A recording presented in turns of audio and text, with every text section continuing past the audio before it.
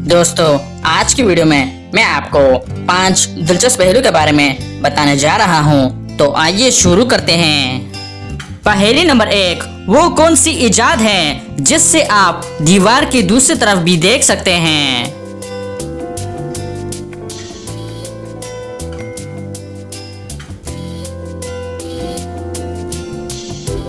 इसका सही जवाब है खिड़की। पहेली नंबर 2, वो कौन सी चीज है जो दिन में एक और रात में 2 होते हैं?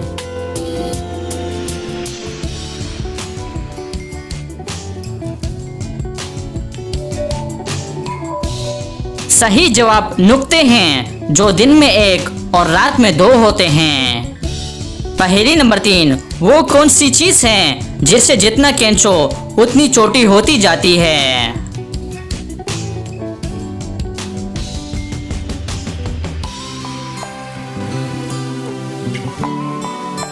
इसका सही जवाब है सिगरेट।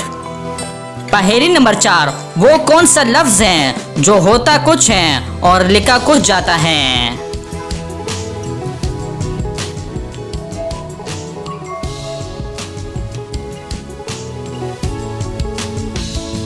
सही जवाब लफ्ज कुछ है।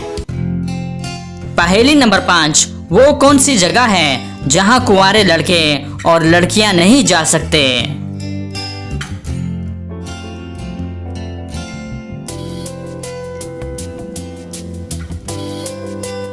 इसका सही जवाब है ससुराल।